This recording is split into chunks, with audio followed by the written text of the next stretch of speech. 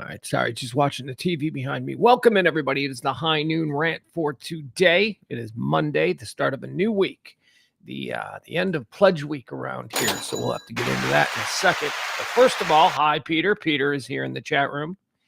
Well, here's what we do here every day. We get together. It is a talk radio experience. It's just me screaming, stream of consciousness style. No breaks, no interruptions, no nothing. Just me talking into a microphone for at least the next couple of hours. Here's what we're talking about. We're talking about the world, everything that is happening on this day.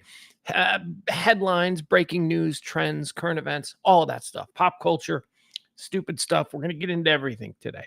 And we've been doing it every day, Monday through Friday at 12 p.m. for going on 3 years now. That's right, saying the quiet part out loud since 2021.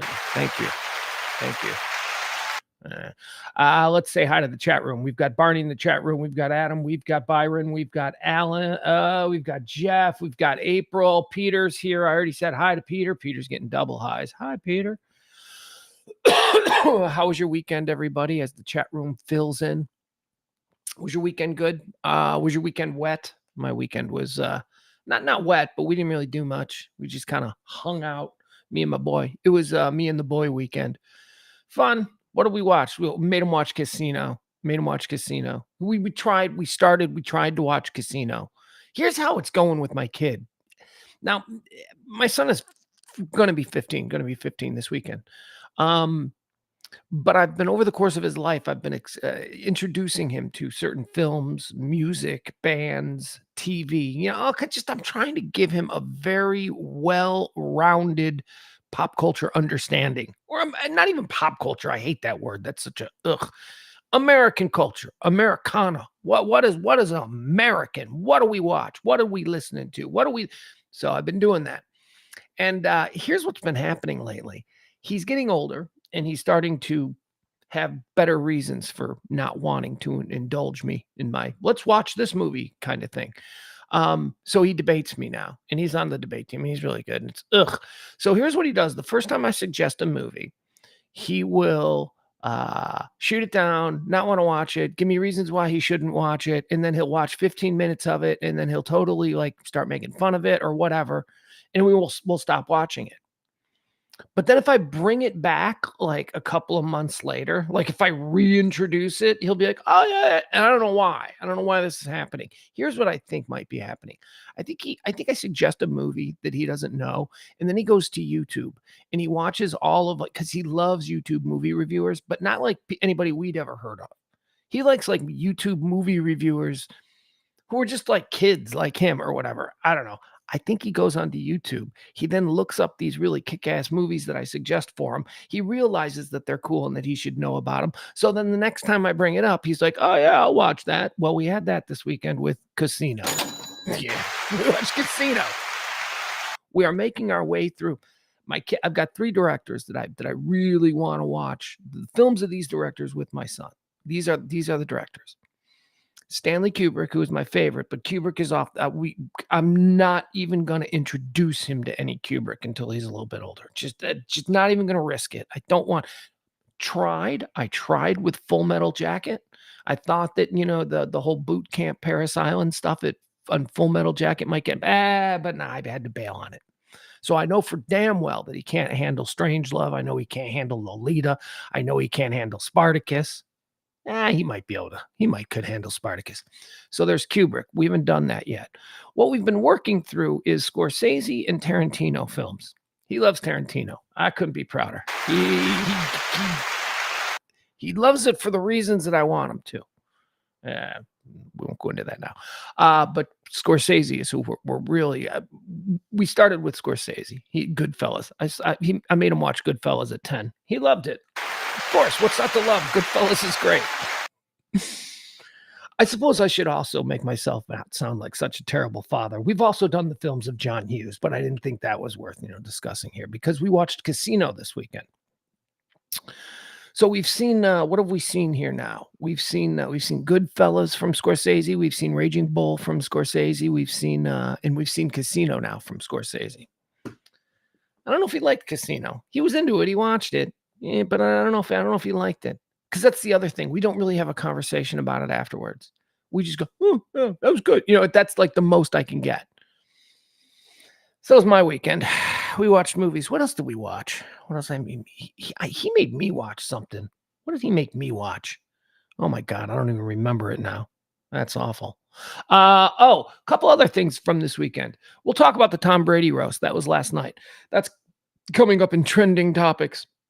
But he made me watch, or at least we started to watch because it was his initiation. That John Mulaney, who I think is the best stand-up comedian working right now. John Mulaney had a live special on Netflix on Friday night. It was like the John Mulaney show or whatever. I don't know. It was a very convoluted concept. Many of John Mulaney's concepts are incredibly convoluted. But if you can get through all the convolution, you can actually find something funny. Like his what was that? Too Much Tuna. The stuff he did with Nick Kroll. There's way too much going on there. He also did a Netflix special that was an actual kid show. It was like the Good Time Bunch or something, and it was crazy weird, and there was so much going on there. He's really doing stuff, is my point, John Mulaney. Like, he's doing, like, really interesting stuff. Like, he's out there, he's trying shit. So he got this show on Netflix, and it live streamed on Friday night. It's like live. I guess it's comedy week. Netflix is really big in comedy, and I guess it's like the big Netflix comedy festival is going on. So they decided to allow him to do a live stream on Friday night. And it was weird. It was weird. It was not great. It was my son, my 14-year-old son, and I were sitting here watching it. We're like, well, he's funny. We like watching him. He's interesting. But this is like not a TV show. Like, what is he doing? So that was our weekend. That and rain, and shopping. We went shopping a couple of times. How about you guys? How was your weekend? Peter says John Mulaney has a great interview with David Letterman on Netflix. That's a Peter suggestion. Well, Peter, I'll have you know that late Friday night I actually watched that. Yeah.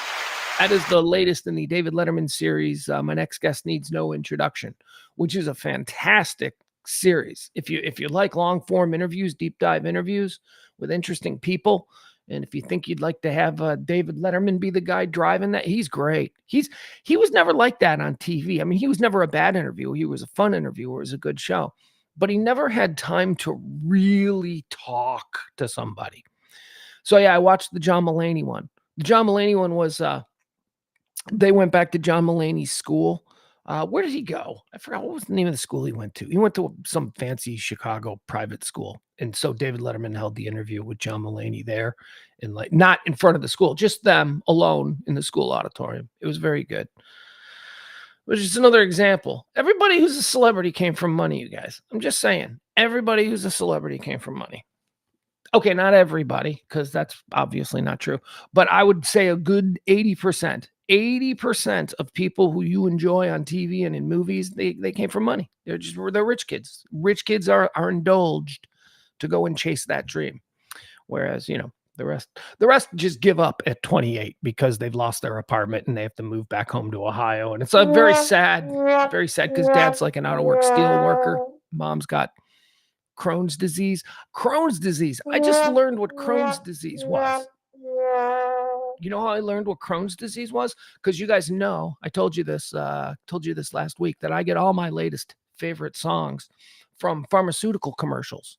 Pharmaceutical commercials is where I'm hearing like new music. Like song I was humming all week was that, no, that's not. Yeah, that's that's Sky Rizzy.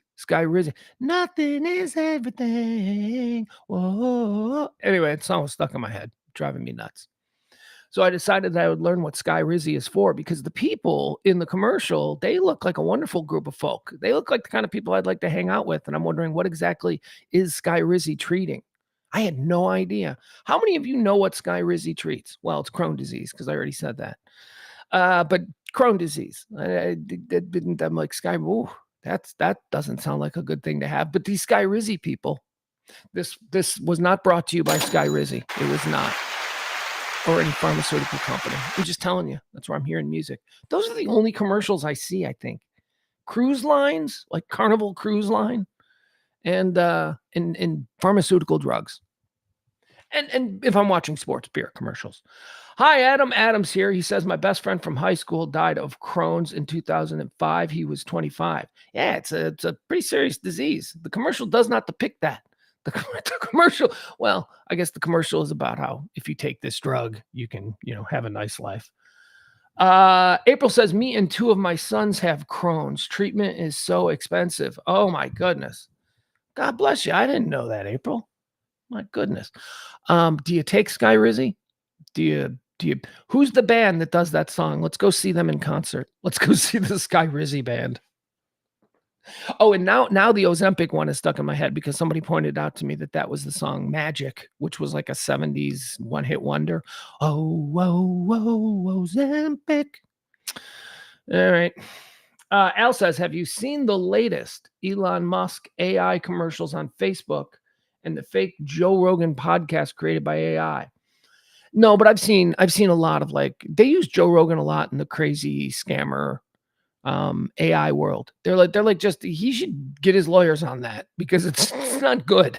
And I guess it's because to a certain class of people, the gullible class, Joe Rogan is like a sage, right? So you take a Joe Rogan interview, you edit it out of context or whatever, or make AI create the new words or whatever. And it looks like, he's endorsing all kinds of crazy products and stuff. I see that a lot, but Joe Rogan's a guy they use a lot for that stuff. And I think it's because of the target demo. So who is impressed by Joe Rogan's opinion on something, right? That's a target demo. That is, they're trying to sell shit to that guy. Is that guy going to buy survival knives? Maybe that's, Al says they are allowing fake AI commercials on Facebook now. Well, I don't know anything about that. I keep my Facebook actions limited, although there has been an uptick in my Facebook. All right, putting off the inevitable. Let's get started on today's show. Today's show, we are in fact in Pledge Week. We tell you that every month around this time. And I don't mind saying that we're not going to come close because pledges are not great, but some of you are awesome. And thank you so much. We just don't have the audience. I say this all the time. We just do not have the audience. Where is the number at? It's so disheartening to even think about this. I think the number is just 293. There you go. 293 in 3 days. That's $100 a show. That has never been done before. And I don't expect us to get there. But help us out if you can. Get us as close as you can. These shows 100% depend on you and have for the last 2.5 years. We've always come close. The last couple of months, I think we made it last month. There was 1 month where we didn't make it, but I said we made it. But we've always come close. And I don't know what happened this month. I don't know how we got to this point where it was this low, but that's where we are. 293 in 3 shows. So if you drop a little something in the Venmo or the Cash App, that would be great. Also, if you are, in fact, the big tipper of the day, you get to be the executive producer. We're going to give that to Christina P. We haven't received any tips in the last few days, which is expected because of the weekend. But Christina, I think, came in on Friday, and I did or didn't see it or something. I just know that I owe her one. Thank you so much. Oh, Christina, more than one. Okay, there we are. So we'll let you know. We'll let you know how we're looking for the next month.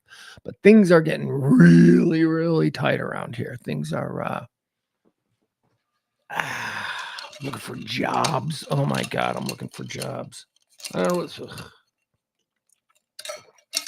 I mean, we had possibilities, but now we don't have possibilities, and there's really nothing on the horizon. So, all right, that's that with that. Let's get started. Thank you, April. She sent me hearts. That means she likes me. April takes Humira and Remicade. That's not Skyrizi. Why aren't you taking Skyrizi? I don't know if you've heard the song. It's pretty great. All right, let's get started. This is the Rant. The stream is running. This is my stream of consciousness. I'm very comfortable with it. I feel like we've talked about nonsense. So let's get started with the high noon rant for today, the sixth day in May. Son's birthday's coming up, the 11th. That's gonna be fun. I got him for that weekend too. We're gonna have fun. So it's a big week. Mother's Day. Oh God. Oh my God. How is it that like two most important people in my life, 2 days in a row? God. Good for them. Good for them. I don't mean it. I just mean the two people I disappoint the most, or the two people I am concerned about disappointing the most. However you want to parse that. All right, let's get started. It is, as I say, the 6th day of May, the 126th day of the year. There's 239 more of these remaining until the end of the year. So get those New Year's Eve plans started. Let's do this show. 4 quarters. I didn't explain this. The show plays out in 4 quarters. First quarter is antecedently on this day. So let's get started. There we go. Antecedently on this day.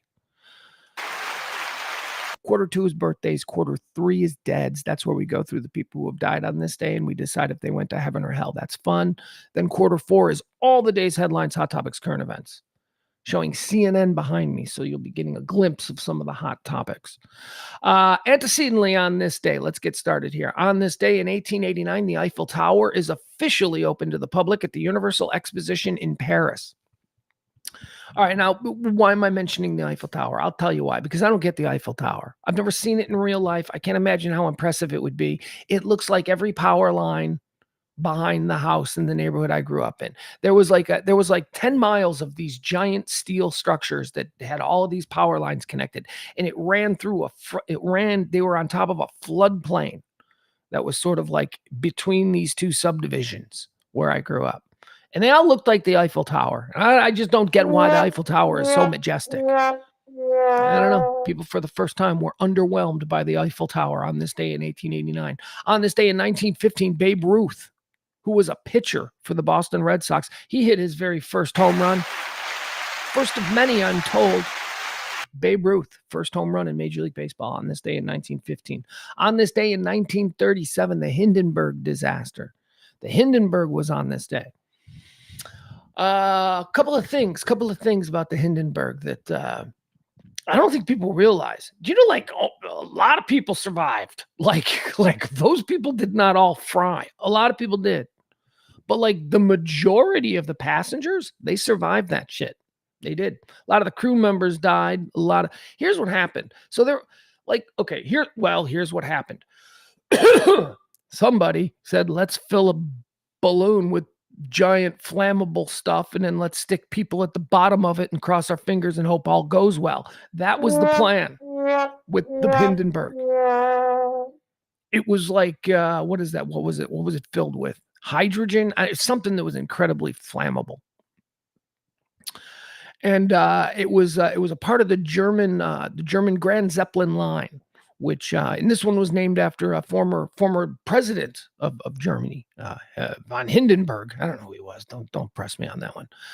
So it was filled with like fancy people, and they were all coming over from Germany, and it was windy. But that wasn't the real problem. I don't know what the real problem was. Let's watch it. Shall we watch it? Let's watch the Hindenburg over in New Jersey trying to dock, and then it catches fire, and then it explodes. Here, what's the good one?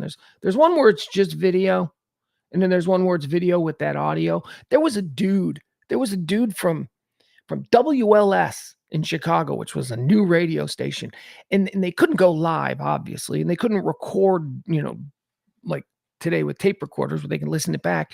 He had to record onto a disc. It was I don't know, something they had back then in 1937 or whatever.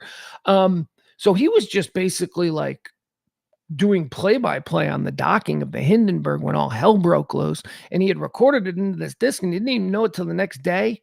And I because you had to go back and listen to it, he didn't know. So here, let's check this out. All right, here we go. This is a couple of minutes faster. And I'm telling you, this guy was a pro before we knew what a pro was. Listen to him. He stays play-by-play. He keeps giving the play-by-play, describing everything that he sees. He was good. And isn't he the guy? He's famous for his line. What's the famous line from this? Oh, the humanity. All right, here you go.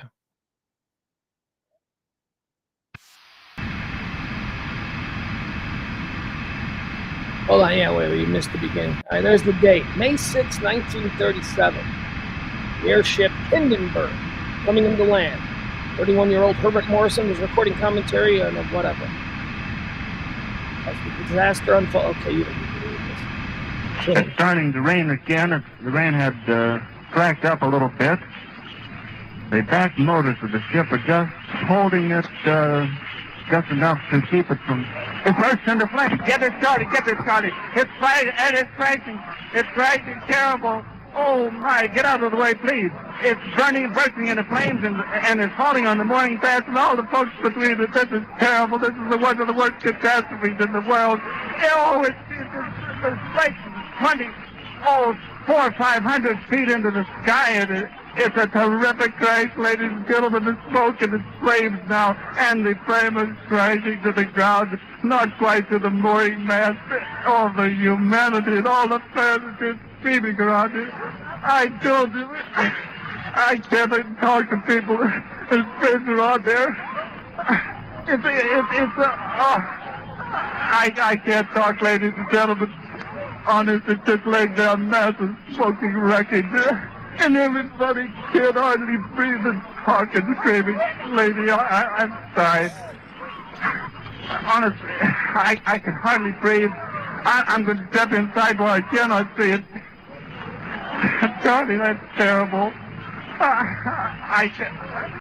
Who's Charlie? That's what I want to know. Is Charlie like his engineer? I'm guessing probably something like that.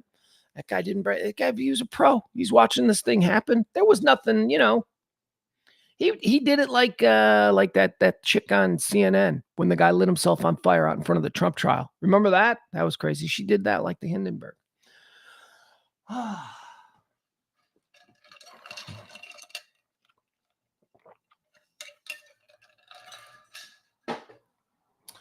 Rob says, no way anyone would have this compassion for human life today. Well, that is what's really powerful about that, is that he recognizes in the moment that he is watching people perish before his very eyes. And I don't think there's anything performative about that. I think that's a dude going through a crisis right there. I think that's a guy, and yet he's still... Oh, Charlie, I can't hardly talk, Charlie. No, lady, I can't. Like some lady's coming up to him in the middle of this. No, lady, I can't take a picture with it. Whatever. Oh, man, Hindenburg. But anyway, the takeaway from that is, in most of my life, I believed everybody died. Everybody did not die. There was a lot of people walked away from that. It was only 300 feet up in the air, a lot of broken bones. There was one family, a mother threw her 2 children out the window of it, and both children survived. And then she jumped out the window after him, and she survived. And then her husband jumped with the 2 daughters in his arms, and they died. Like the husband jumping with the 2 daughters, all 3 of them died. But the mom just chucked like a 4-year-old and an 8-year-old boy. He just chucked them out the window of the flaming Hindenburg. Oh my God. Yeah, okay, tell me again about the trauma you suffered in middle school when they called you fat. Okay, tell me about that trauma. There was a kid walking around this planet who got chucked out a window by his mom of a flaming Hindenburg. Think that dude... All right, moving on. On this day, antecedently in 1998, that's right, let's move to happier times. On this day in 1998, hell of a Texan, Kerry Wood strikes out 20 Houston Astros to tie the major league record held by Roger Clemens. He threw a one-hitter and did not walk a batter. This was his 5th career start. Now, I remember this. I remember watching this. Not that I watched Cub games, but at this time, it was like, all your friends would be like, dude, you watching the Cubs game? Dude, you watching Kerry Wood? So I remember tuning in for this. I think it was Harry. Was Harry there, or was Harry already dead? I don't know. It was pretty incredible. Great moments in Cubs history, which is hard for me to do, but this was a good one. And Kerry's from here. Kerry Wood. He's from he's not far from here. Let's just go with that. All right. Antecedently on this day in 2002, SpaceX was founded. Congratulations, SpaceX. Yeah, no, well, because I'm a fair man. I think Elon Musk is a grifter, a con man, a lunatic, and just a weirdo. He's just a weird guy. And I've got problems with a lot of the things he says and a lot of the things he does. I don't have a problem with SpaceX. I think what he's doing with SpaceX is God's work, and I think it's the only admirable thing that he is truly doing. I mean, he's trying to destroy civil discourse, so don't get me started on what's happening with Twitter. That's right, I still call it Twitter. Let's see. Antecedently on this day in 2013, 3 women were kidnapped. Oh, no. This is the Cleveland story. Do you remember this story when those 3 kidnapped women were held for like 10 years?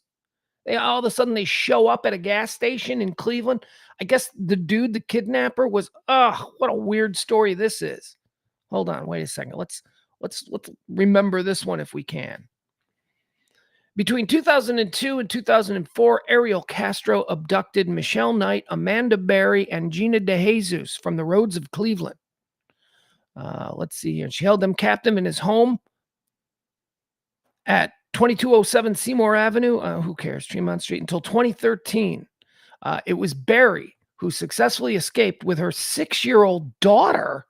She had a daughter with the guy to whom she had given birth while captive and contacted the police. Police rescued Knight and DeJesus and arrested Castro hours later. So this dude was just a dude who lived in a neighborhood, and he was just kidnapping teenage girls off the street over the course of years, keeping them in cages. I remember seeing the picture of the cage. He had cages, and he was knocking them up and having babies. Ugh, Ariel Castro. You suck, dude. Just going to say it. Just going to say it. You suck. You suck at the humaning. On this day, antecedently, in the year 2023, the coronation of Charles III and Camilla as King and Queen of the United Kingdom. That was a year ago. Good for them. Good for them. On this day, also a year ago, on the very same day that those fancy people in England are just having the time of their lives, we here in North Texas were suffering a true tragedy. It was on this day in 2023 that 8 people are killed and 7 injured in a mass shooting in Allen, Texas. The perpetrator is killed by a police officer. That's the Allen Mall outlet shootings. The Allen outlet malls, just miles from where my son hangs out. A mall that my son might go to, except I don't think he's going to an outlet mall. He likes Stonebriar for some reason. I'm like, why hang out at Stonebriar? Well, first of all, he doesn't hang out at malls the way we hung out at malls, but when he goes to the mall, it's always Stonebriar. And I guess I can see why. Stonebriar is a pretty honking mall. That's a pretty great mall.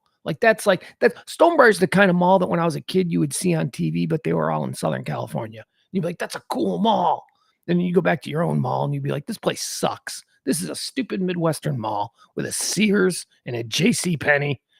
Moving on, the Allen outlet malls. So I haven't been there since. I've been close. I've been to Portillo's up there a couple of times. There's a Portillo's right there now. So I've been there, but I haven't been actually, to be honest with you, I haven't been to the Allen outlet malls in probably a long time. Probably since I first moved back here. I think I went up there once.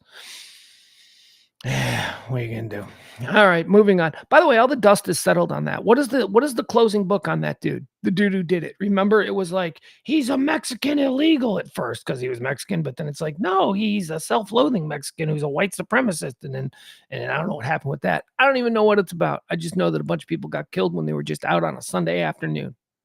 Sunday or a Saturday? Was it Sunday, right? A year ago? Leap year, though. That fucks everything up. Maybe it was Saturday. I don't know. All right, that's going to do it for Antecedently on this day. We're going out on a bad note. Let's get into quarter 2. We call these birthdays. These are people celebrating birthdays today. We're going to tell you if we think they're cool or not. That's pretty much the long and the short of the birthday segment. Here we go. Born on this day. Let's see. First of all, here's a big one. Here's a big one in my life. Happy birthday. Born on this day in 1856, the great Sigmund Freud. That's right, Freud. Austrian neurologist. He was a psychoanalyst. He's the father of modern therapy and psychoanalysis and all of that. The psychic apparatus. Come on. His greatest work. Thus understanding the psychic apparatus.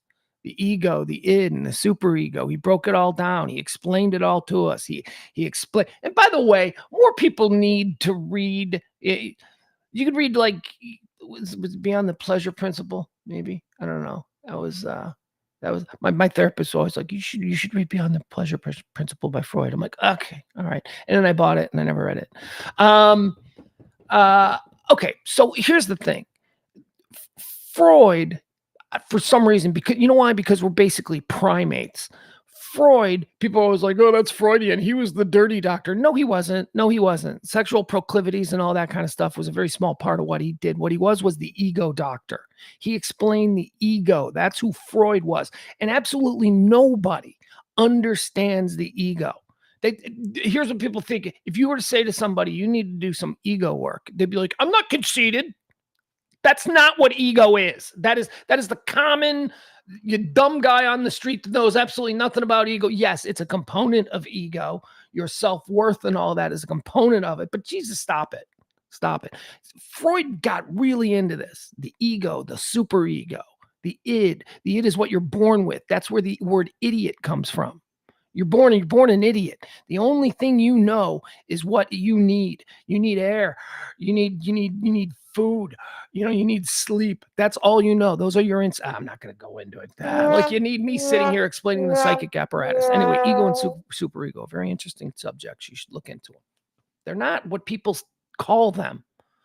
You can have a huge ego and be like the coolest and best guy around. But, ask somebody on the street what a huge ego means, and they think it's bad. It's not. It's about controlling it. Happy birthday, Sigmund Freud, born on this day in 1856.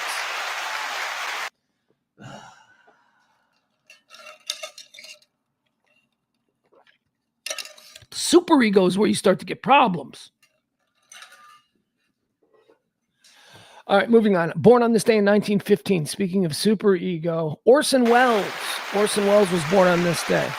Another rich kid, another stupid rich guy, rich dude. His dad invented a bicycle lamp, and they were like millionaires in their time. Orson Welles, born on this day, 1915. Citizen Kane, Magnificent Ambersons, What War of the Worlds, the radio thing, of course. Paul Masson wine commercials in the 70s. There you go, Orson Welles. Born on this day in 1931, arguably, a bunch of old heads will tell you this. Not a lot of old heads around who remember seeing him play because he's dead himself. No, he's not. Still alive. Sorry. I killed off Willie Mays. Willie Mays, ladies and gentlemen. Willie Mays, born on this day in 1931, greatest ball player of all time. I don't know. They say so. Born on this day in 1945. Oh, all right. So here's a guy who I never appreciated until I had a little trauma in my life. Not a guy that I never truly got into until I was a bit more weathered, until I'd seen a few things. Then I understood the beauty, the rasp of his voice, the pain that was denoting. Ladies and gentlemen, happy birthday to the great Bob Seger. Bob Seger, the Springsteen of Detroit Motor City. Bob Seger was cool. Bob Seger was kind of ubiquitous when I was little. Like in the late 70s, Bob Seger was everywhere. And it was always like, yeah, man. It was like, dudes like that who liked Seger. So I was like, I don't want to be like that dude. Yeah, man, Seger rocks, dude. That whole thing, I was not into it. But then I kind of discovered the beauty of Bob Seger. Bob Seger and the Silver Bullet Band. That's a great band. That's an amazing band. Beautiful songs. God, that guy wrote beautiful songs. Wrote like he's dead. He's not dead. He's alive. Born on this day in 1945. Happy birthday, Bob Seger. He's cool. Bob Seger's cool. Still the Same is a great song. That's a great song. Born on this day, let's see here, 1961. Happy birthday to George Clooney. Byron Granger suggests that I should look up outtakes from those Orson Welles commercials. Yeah, I've heard them, man. They're like radio gold. Those in the Casey Kasem outtakes. There used to be a lot of, before YouTube, when it was actually hard to get those outtakes, that was like gold. If you had that stuff, you had a copy of Orson Welles. You had a copy of Casey Kasem. Orson Welles was a dick. That's the whole point of those outtakes from the Paul Masson commercial. He's an a-hole. George Clooney was born on this day. Let's talk about George Clooney. George Clooney. George Clooney, another rich kid. Another rich kid. You know how George Clooney struggled, going on auditions and, all that stuff in Hollywood when he first got out there? He lived in his super famous aunt's guest house in their Beverly Hills estate. That's how George Clooney went to Hollywood. And his dad was like a famous TV news guy in Cincinnati. So he grew up like his dad was like the Tracy Rowlett or Ron Majors. I just gave you Chicago and Dallas there. So he grew up like that was his dad. So he had privilege there. And then when he decided it was time that he wanted to go try being an actor, he didn't have to like, take a bus and, get dishwashing jobs and all that stuff. No, he just moved into his Aunt Rosemary Clooney's house. Good for him. I'm not hating. I'm just pointing out again, all of these celebrities, they all come from money. They all come from privilege. They don't understand the real world. Not a bit. All right, let's keep going. Oh, no, you know what we should do? Should we do a George Clooney draft? Yeah, let's do a George Clooney draft. Why not? Put one together. It'd be a crime for me not to do it. George Clooney draft. Now, George Clooney's made a lot of movies over the years. Of course, you might remember him originally from Roseanne. That's where I remember him. He was on Roseanne. Did you know he was on Roseanne? He played the plant manager. Then ER, of course, he became big and famous on ER, but then he launched a movie career in the 1990s, and he's got a lot of good movies. He's done a lot of movies, George Clooney. So let's get into him. This is a George Clooney draft performed in the style of an NFL draft. We're going to treat each and every one of his films as if they're a child coming out of college into the NFL. The first pick is the first overall. That will be the best. So let's go. This is a 5-round George Clooney NFL style film draft. Let's see here. First off the board. Here's the response I expect to get from first off the board. From my first off the board. I expect some of you to go, what? But then immediately go, okay. And that's Dusk Till Dawn. Dusk Till Dawn is my favorite role that George Clooney's ever played. Probably because it's my favorite movie that George Clooney's ever been in. Dusk Till Dawn. Robert Rodriguez. Quentin Tarantino's his partner. Quentin Tarantino gets his head blown off is it a gas station? I don't know. Number one pick in the George Clooney draft. I'm going with Dusk Till Dawn. Number 2, a little one. One I don't think a lot of people saw, but man, it's good. I've seen it like 3 times. It's a really, really good movie. Number 2 off the board in the George Clooney draft, a little film called Michael Clayton. It's Michael Clayton, right? For some reason, I wrote Michael Collins. Michael Collins is the great Liam Neeson's film about Irish George Washington. Michael Collins. This is Michael Clayton. Michael Clayton's a really good movie. He plays a fixer. He plays kind of a fixer lawyer who fixes things and turns into a really good mystery. Number 2 off the board in the George Clooney draft, Michael Collins. Number 3 off the board in the George Clooney draft, we're going to go with Three Kings. Three Kings was good. Army movie, Iraq War. They're stealing stuff. They're stealing like Saddam's cars and treasures and all that stuff. Very good. Number four in the George Clooney draft. He didn't so much star in this, but he made this. And this is one of my favorite movies. Good Night and Good Luck. Good Night and Good Luck. George Clooney, number 4 in the George Clooney draft. And number 5, the last one. Now, there's a lot of movies I haven't mentioned. I haven't gone Oceans at all. So, that's out there. Plus any number of other, I didn't go any rom-coms at all. So those are still out there. So what is number 5, the last drafted film, going to be? Up in the Air. Up in the Air.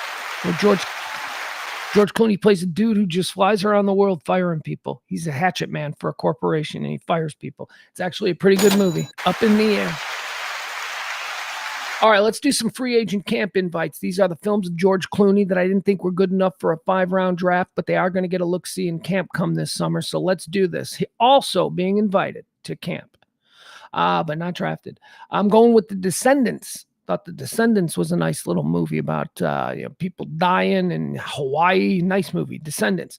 Then we're going to go with Men Who Stare at Goats, which I absolutely love. Men Who Stare at Goats is a movie about the CIA and black ops and their experimentation with mind-altering pills and drugs and how they've been doing that for years and years. George Clooney, Men Who Stare at Goats, also gets a camp invite. How about Gravity? Yeah, I'm a space nerd. It's not one of my favorite space films of all time, but it's going to get a camp invite. Absolutely. Gravity. George Clooney doing song and dance and some comedy. How about Oh Brother, Where Art Thou? Coen Brothers film getting an invite. And I'm also going to invite The Perfect Storm. The Perfect Storm's going to get a camp invite. Yeah, I didn't do any Oceans. I didn't do any Then Came You. No rom-coms, none of that shit. George Clooney draft in the books. Happy birthday, George Clooney. Born on this day in 1961. Born on this day in 1982, the great Dallas Cowboy legend, Jason Witten. Who doesn't love Jason Witten? The first cowboy interview I ever did, in one of the very first interviews I believe he ever did, was Jason Witten. Jason Witten came on the Pugs and Kelly show back in the day.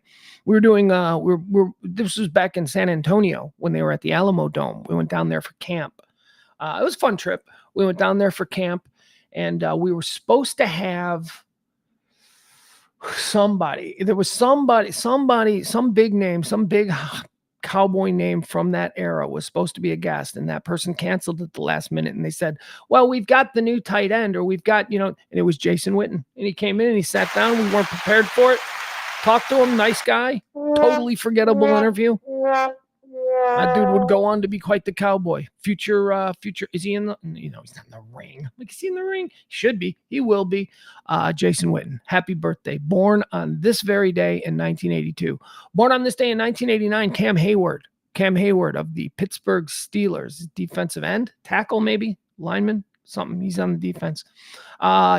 He's the child of Ironhead Hayward. He is the son of Craig Ironhead Hayward, who was a great Pittsburgh Steeler running back, and then played for the Bears for a number of years. Craig Ironhead Hayward had a kid, Cam Hayward, who then went on to play professional football. Oh, he's also got another kid who plays for the Steelers too. Anyway, but we're talking about Cam Hayward. Cam Hayward is not only a child of NFL privilege, having grown up the son of a star in Ironhead Hayward, but he's also like an amazing dude. This guy, I think, didn't he win the Walter Payton Award this year? Walter Payton Man of the Year, league-wide, something like that. I watched something about Cam Hayward about a year ago, I think, maybe a little bit longer. And it was just about all of the work that he does and like the work that he did in college. I mean, he is just in the community, helping people. Just seems like a really good dude. So happy birthday, Cam Hayward. Happy birthday, born on this day in 2002, the Evil Girls basketball player from last year. We had Caitlin Clark, she's the greatest. And then there was the evil Angel Reese. Happy birthday, Angel Reese. Guess who Angel Reese is hanging out with? Guess who Angel Reese is seen, not canoodling. I'm not going to say canoodling. I'm not going to make this story a thing. But Angel Reese and Caleb Williams have become friends. Angel Reese, our birthday girl, she's of course the LSU women's basketball player who got into a thing with Caitlin Clark last year, and then everybody, made her the evil one for whatever reason. Well, they were both drafted in the last couple of weeks by Chicago teams. Angel Reese went to the Chicago Sky, I'm going to say, and of course Caleb Williams to the Bears, and they've become friends. So there you go. I don't want to say that they've become more than friends, because I know that Caleb's got a girlfriend that he's been with for a bunch of years. That'll end soon. That'll end real soon. Caleb will be with a Kardashian like that. You'll see. All right, let's move on. That's going to be the birthdays. Let's talk about people who've died. Talk about people who've died. These are the deads. This is my favorite quarter of the show, the third quarter, where we talk about people who died on this day, and then we open up their life's resume and we decide if they went to heaven or hell. Here's a problem. There are no deads today. There's like nothing. There's nothing to choose from. I have no, here are our choices. Are you ready? These are the biggest names of people that I went, oh, okay, maybe if I had to. Dead on this day in 1919, L. Frank Baum. L. Frank Baum. That's it. That's like, you know who that is? He wrote The Wizard of Oz, or excuse me, he wrote The Wonderful Wizard of Oz. They changed the name for the movie. That was weird.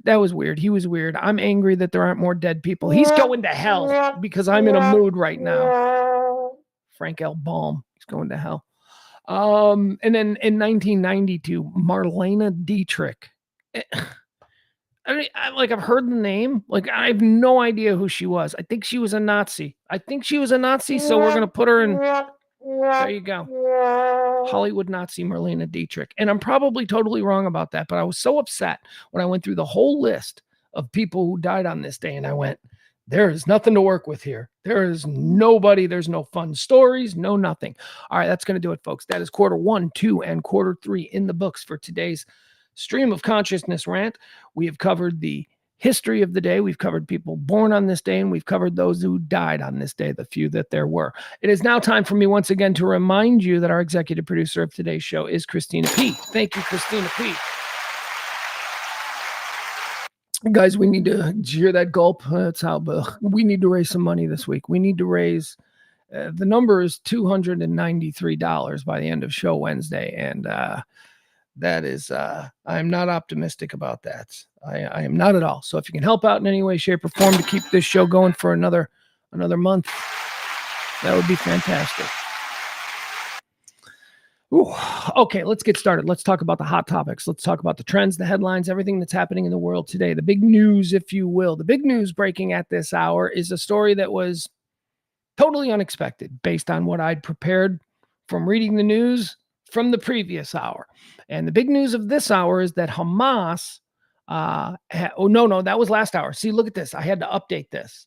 So the new news is Hamas, we're talking about Israel, the Israel Hamas, Israel Gaza, Israel, that whole thing. The dog wants to come in now. Dog wants to come in. Dog's been outside. Dog now wants to come in. Dog's not going to be able to come in right now. We're talking about Hamas. This is a big story. So earlier today, the story was that Hamas has abruptly suspended the hostage talks. Remember, we talked about the hostage talks. So we had Blinken, our Secretary of State. He was over there. He wasn't, when I say over there, where was he? Like Qatar, whatever. The Egyptians, okay? The Egyptians are the guys behind these peace talks. They're sort of an independent in the middle, even though they're not at all in the middle. They hate Jews too. We'll just look at the history. But the Egyptians have been going to Hamas and saying, what if they did this? And then the Egyptians would go back to the Israelis, or actually, I think they were going through the Americans. I think then Blinken was going. It's a telephone game. So it's no wonder the news of the last 4 hours, as is concerned in Israel, has been completely 180'd. Because this morning, the story was that Hamas suspended all talks. Hamas was done. Israel is saber rattling with their threatened ground invasion in southern Gaza into Rafah. They have ordered everyone to evacuate. That's the latest thing today. So they were expecting in the next 24 hours for there to be a massive ground assault into southern Gaza. Rafah, exactly, is where they're going in. So Hamas, in response to that, was like, nope, okay, fine. Ceasefire, all of that talk, that's done. That was the news until like 10:55 this morning. And then at 11 o'clock, the news changed. And the news was that Hamas has agreed to a ceasefire proposal. Okay. Now, the reason, where are we at now? What's it say? It says Hamas agrees to ceasefire proposal. Okay, that's exactly where we are. So nothing has changed. So we're now waiting for the Israelis to respond to that Hamas. I don't know. I don't know what this means. I don't know what any of this means. You get two sides. They got to agree. One side says, I agree, but Israel is the side. Remember last week, there was another one on the table that almost had agreement.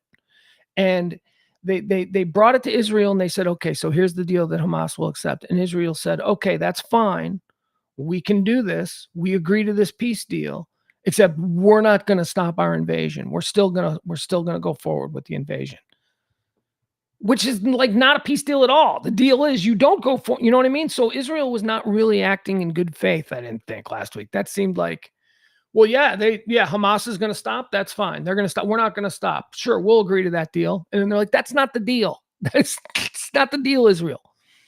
So over the weekend, there was very little optimism about how this could turn around. And then Israel was saber rattling all through the weekend. And then today, or, Israeli time, so like 1 a.m, they ordered evacuations of Rafah, of all civilians out of Rafah now, imminent ground invasion to begin.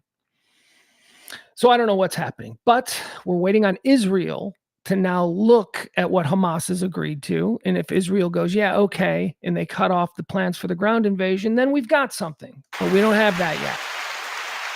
Moving on, the other big story today, that one is developing, ... as they say. The other big story, Trump trial, Donald Trump, okay? Trump's judge, merchant, I don't know how they say it. I don't listen to AM talk radio. If I listened to right-wing AM talk radio, I would know everything about that judge. I'd know about his trans ally son in college. I would know about his, former brother-in-law who has 5 DUIs. I would know everything if I listened to right wing, but I don't even know how to say this dude's name. All I know is that he has now found Trump in contempt for violating the gag order. Don't know the ins and the outs of this. I'm not paying attention to that kind of nonsense. I wished it was on TV. If it was on TV, I'd be paying a lot closer attention to this. But they're still using artists' renderings.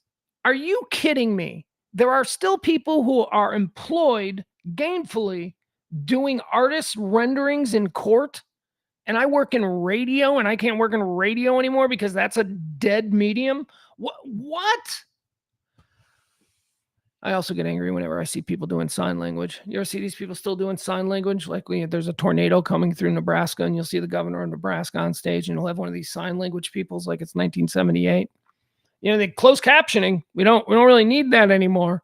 Everybody's got look, here's what I promise you. Anybody who needs sign language knows about closed captioning. They know about it. They know. Normal people may not know that it's an option, but I promise you, you don't need to employ that person anymore. All these dead medians still flourishing. Not radio. Nope, not radio. Anyway, the judge, he found him in contempt, and he says that he's now considering a jail sanction if Trump continues to violate the gag order. Oh, one more time? You give him one more try, is he? He ain't going to jail. This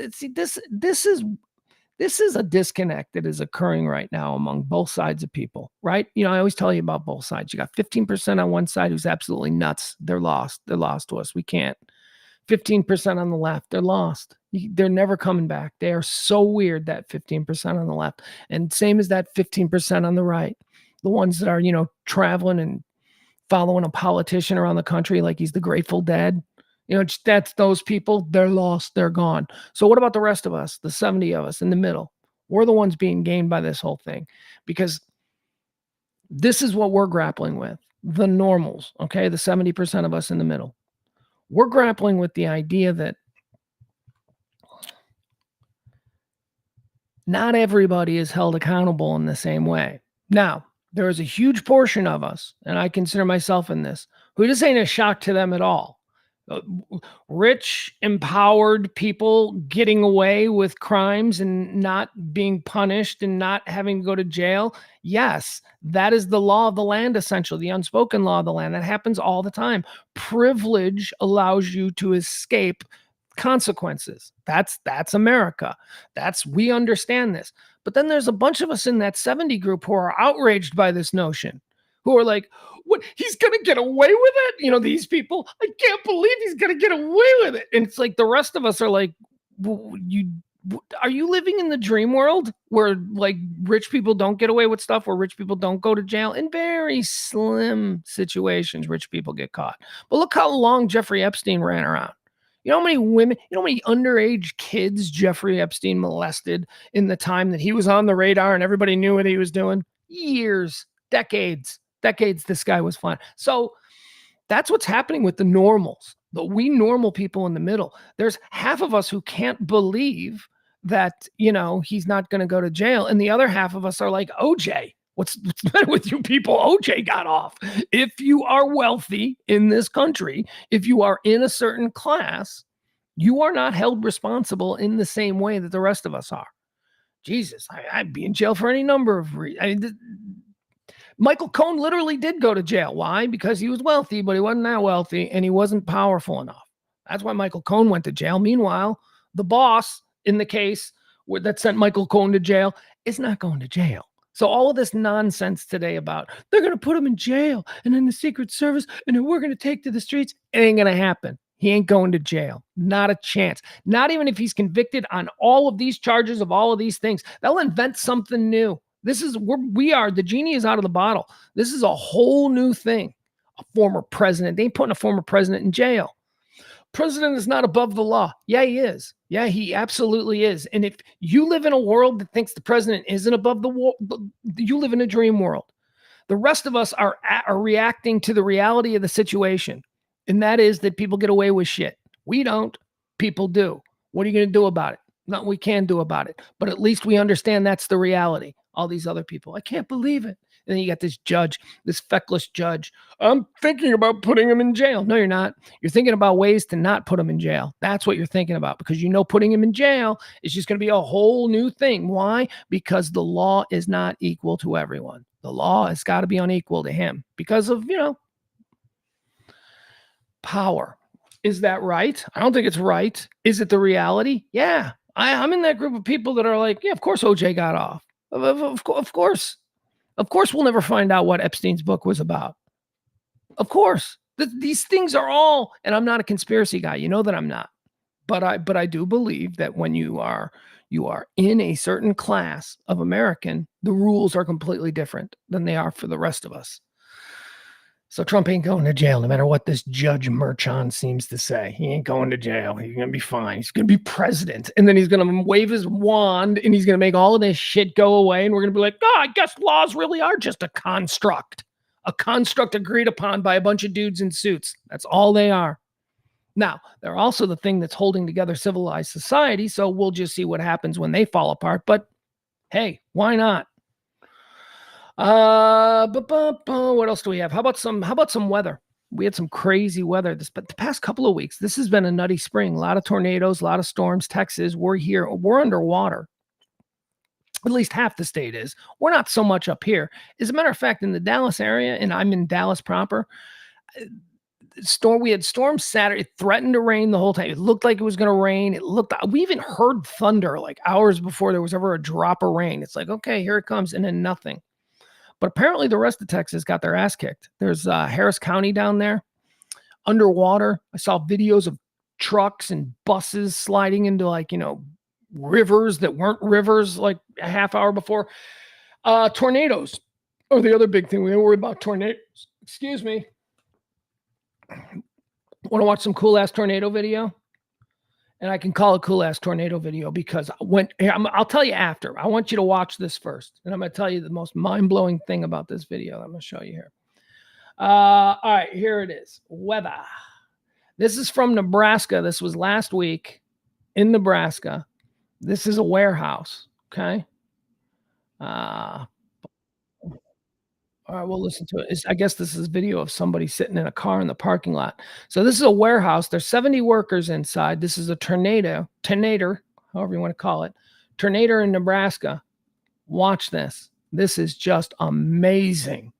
So you see that white building right there, right? That's what we're looking at. That's the warehouse. 70 workers are inside there. Here we go. You look at that black cloud. It's just going to sit right down on it.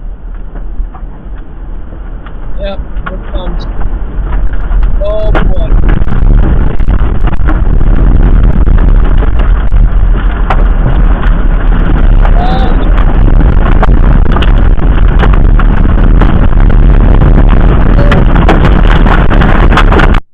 Gone. That building is gone. Let's go back to it one more time just so you can see it. There it was. And there it was not. There it was. Was.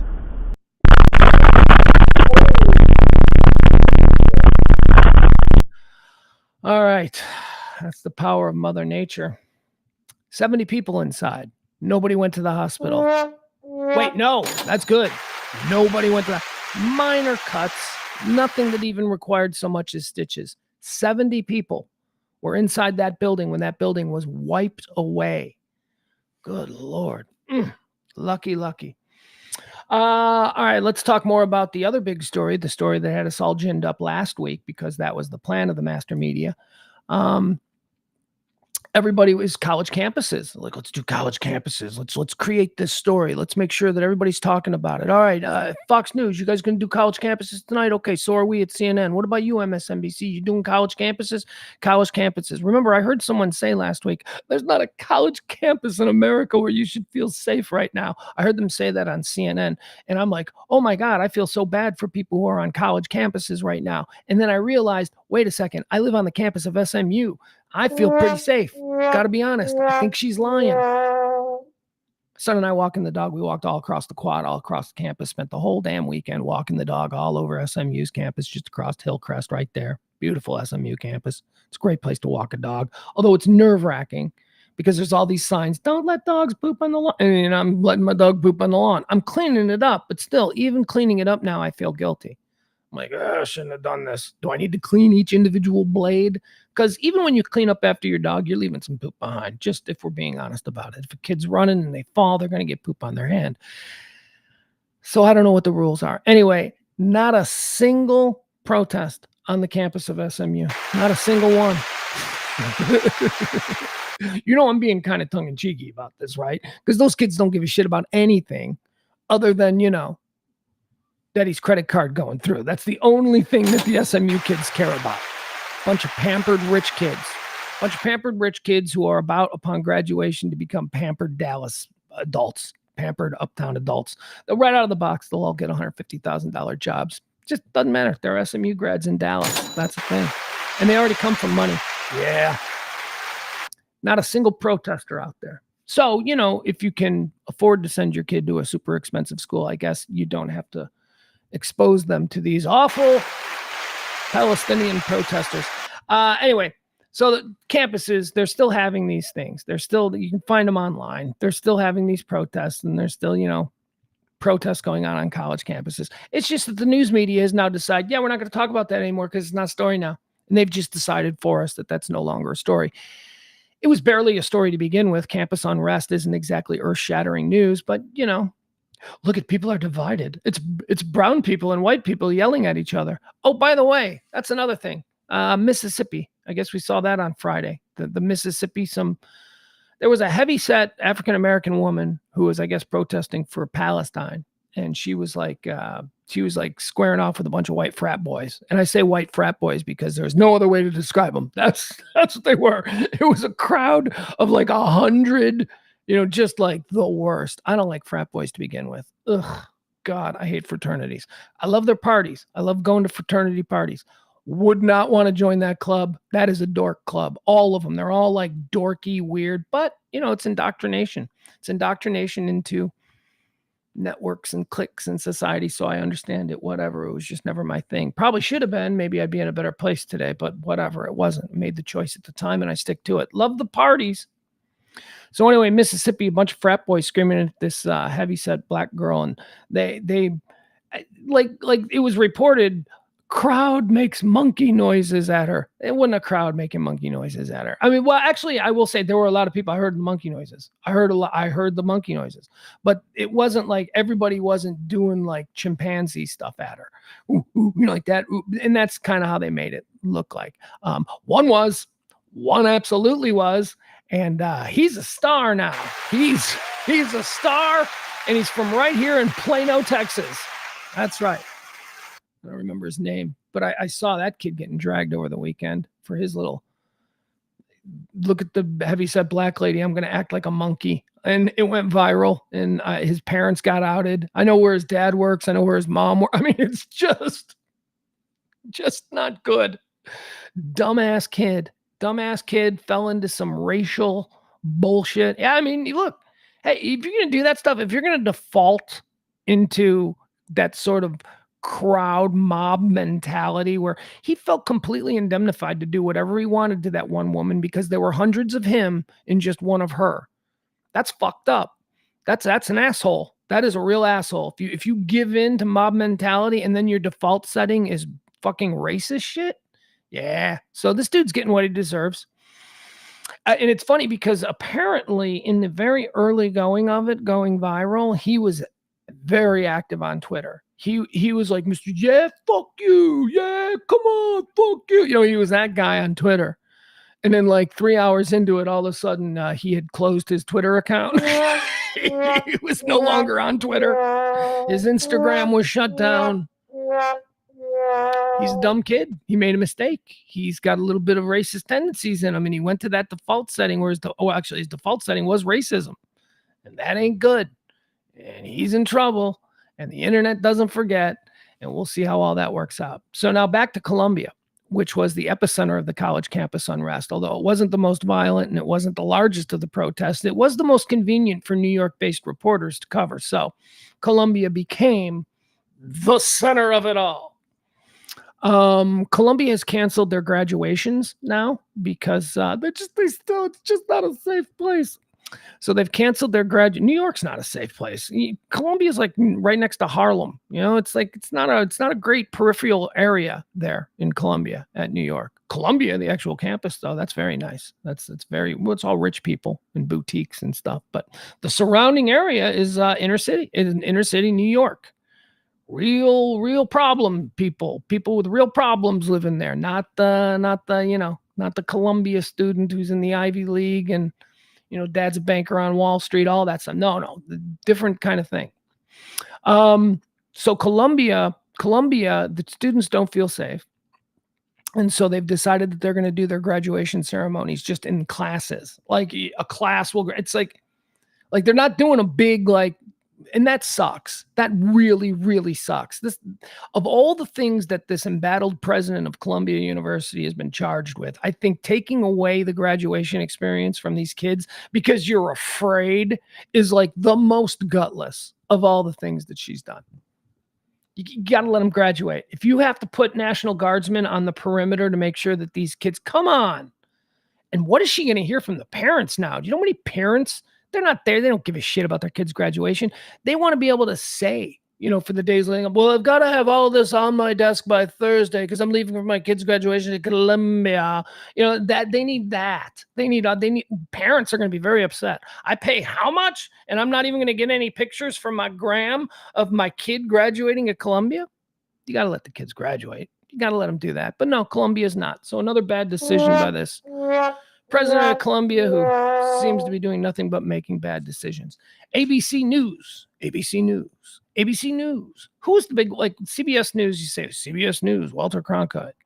NBC News, Tom Brokaw. Who's ABC News? Is there a dude who's synonymous? Even going back in time, who was ABC News? Barbara Walters?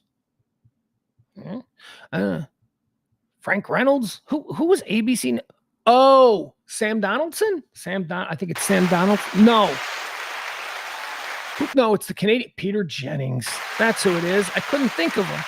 You're very forgettable, Peter Jennings. Anyway, ABC News is going through some stuff. ABC News president Kim Godwin has stepped down late Sunday night. This coming months after a corporate restructuring that effectively stripped away much of her management. Long story short, ABC, all the news divisions are in trouble. This is they're all falling. CBS a leader fell a couple months ago. Of course, CNN with Jeff Zucker being replaced 2 times. 2 guys fell since Jeff Zucker.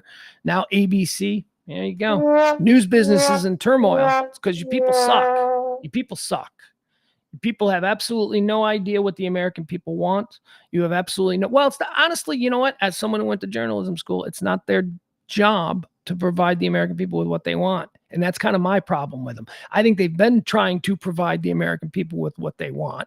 And that's not their job. Their job is to report news and stories and information that we are supposed to know. Why? Because it's going to help us in this community that we coexist in. Information, news on TV. The dog is really starting to be a prick now. The news on TV is community service. I mean, you understand this.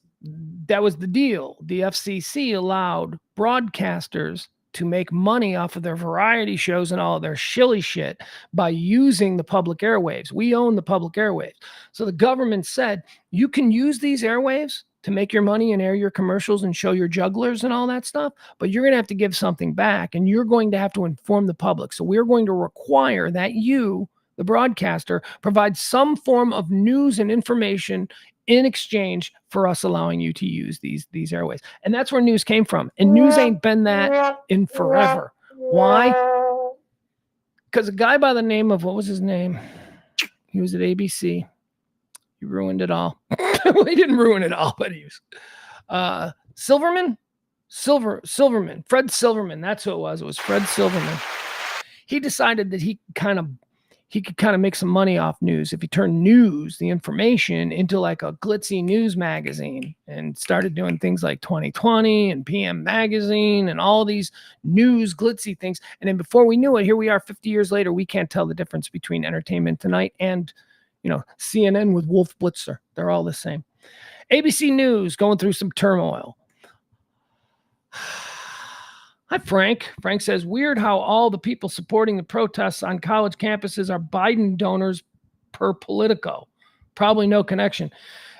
Probably not an ounce of truth to that either, Frank. See, Frank, this is not what are you doing, Frank? Fuck, man. We don't do that bullshit in the chat room. Come on, man. You're better than that. Let's see here. Al, did you see the Saturday Night Live skit regarding the parents of the kids that were protesting? No, I haven't.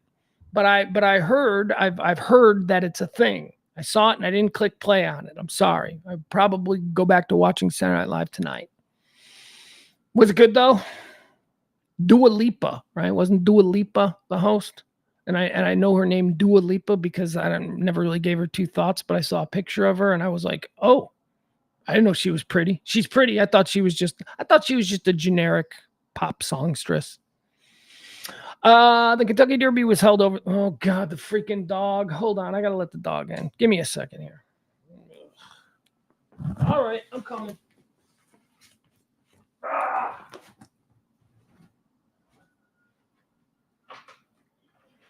Come on.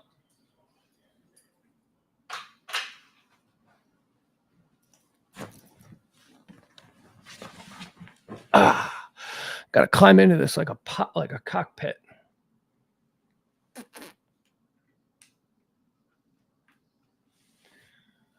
Just said cockpit, and I was reminded of, did any of you guys watch that Jeff Daniels Netflix series? A Man in Full. I think it debuted last Thursday or something, or Friday. It's only 6 episodes. I watched them all. I think I watched the first 2 like on Thursday night or something, and I was talking about it on Friday. Jeff Daniels, Man in Full. Really, I thought it was good. I was reading the reviews. The reviews are kind of mixed on it, but I thought it was really good. I really enjoyed it. And I don't typically enjoy David E. Kelly stuff, but you know. In the last episode, like in the last scene of the last episode, there is a disturbing extended, long still shot of a dude's erect penis. And it is very weird. It is so shocking. I did not expect it. One of the stars of the movie.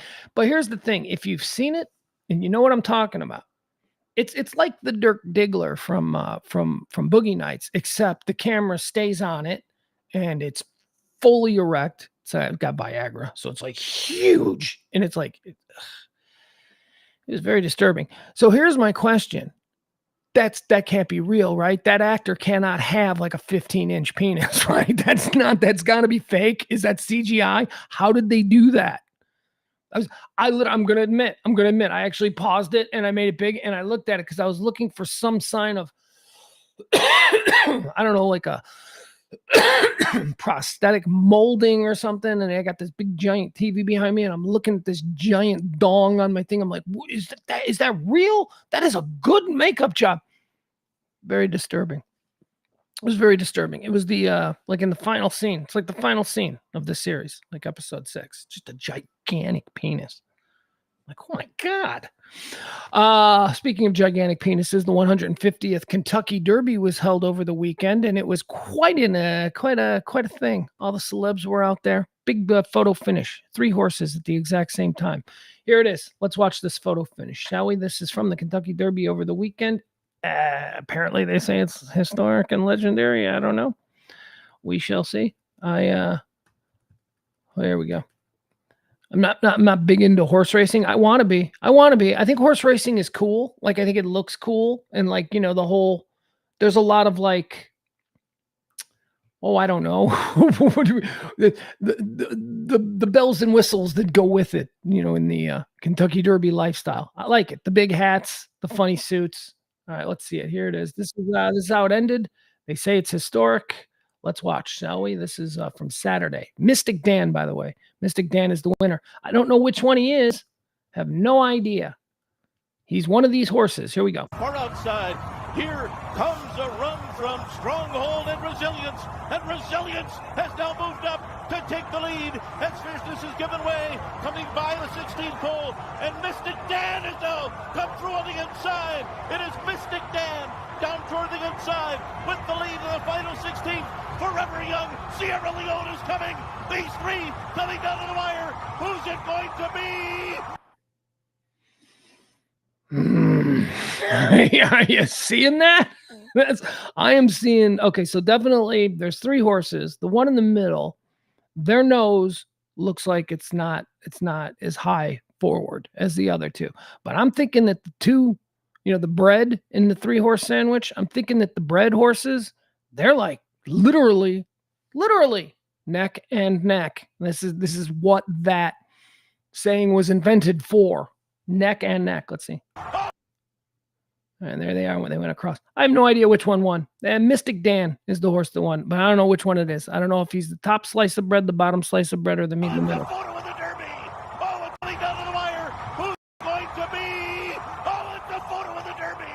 Oh, it's a photo. Was it Mystic Dan or was it Sierra Leone? Forever Young was between them, catching freedom, finished fourth. A photo finish to decide the 150th Kentucky Derby.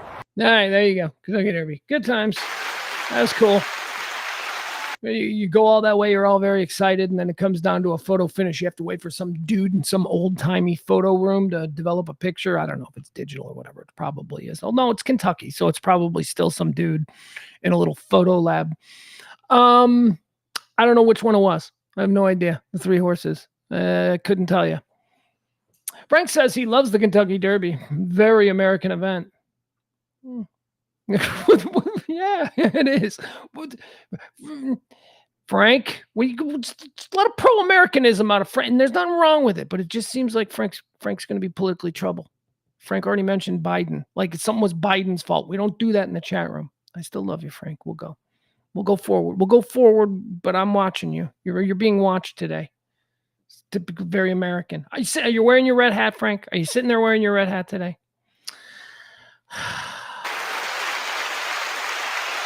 Love the Kentucky Derby. Very American event. Let's see here. Frank says, or not Frank, Fast Outdoor says, I lived in Louisville for 4 months. It's a dump outside of Churchill Downs. Was a really rundown area and full of crime. I haven't been back in 20 years. Might have gotten better. Well, there you go. That's quite the review of Louisville. I've driven through Louisville a couple of times.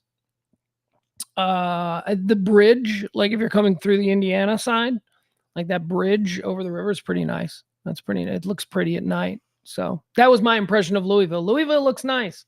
I like Lexington. I like of all the places in Kentucky, I like Lexington. Like the University of Kentucky. It's a college town. It's pretty cool. And if you really need some semblance of civilization, you can drive like a half hour to Cincinnati. It's right there in Cincinnati. I know you're getting people who put chili on noodles. So when I say some semblance of sophistication and civility, that's where you go. You go to Cincinnati. They probably got a good hotel in Cincinnati if you don't like anything in Lexington. But I like Lexington, is my point.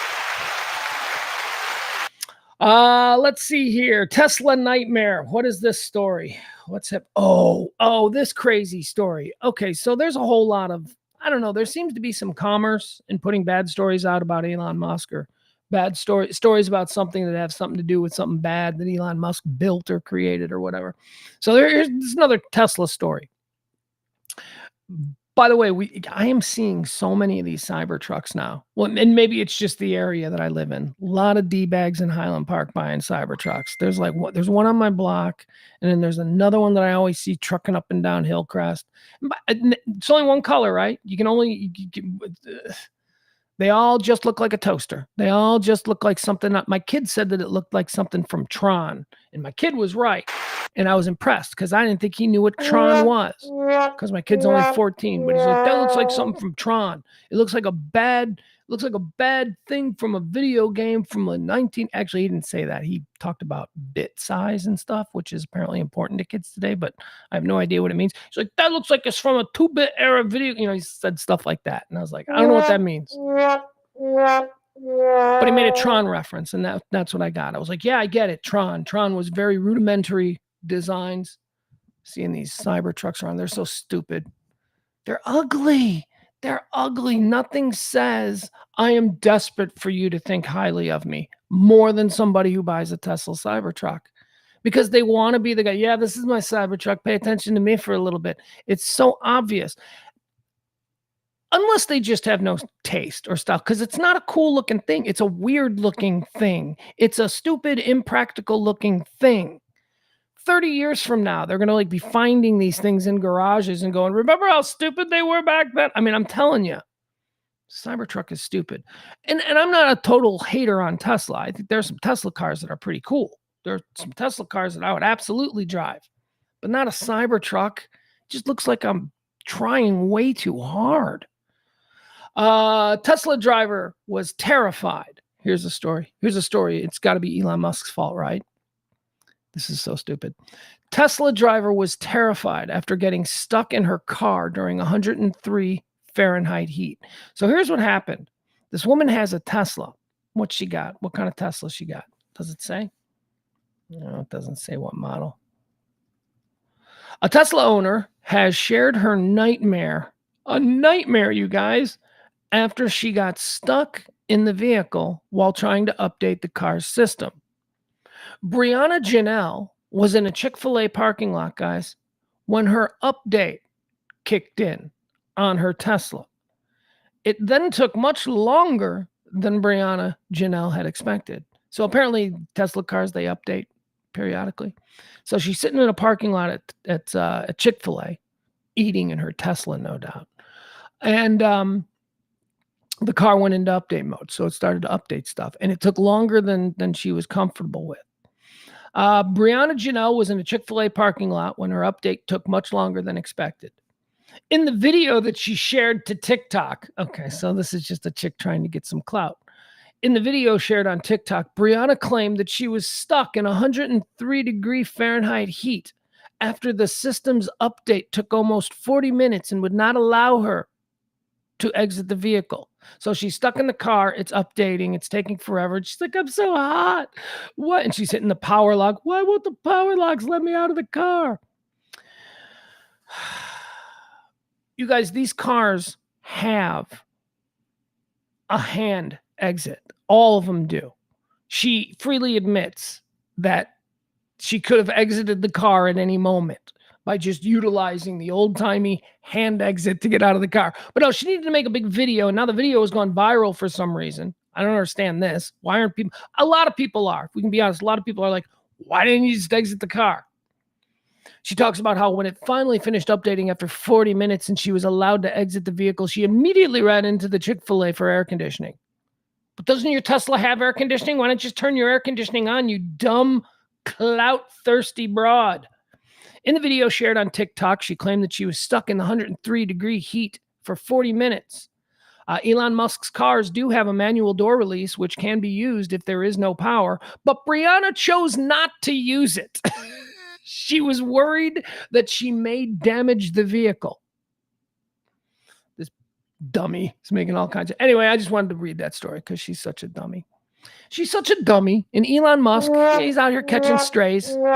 It's not his fault. She's a dummy. She wanted people to go, oh my God, are you okay? I am. I'm okay now, but it was 40 minutes and it was 103. First of all, 40 minutes, 103, move to Texas, dummy. That is nothing. That is a Tuesday afternoon in July. My God, 40 minutes. But you can't take 40 minutes and 103-degree temperature. You'll be fine. You're not going to die.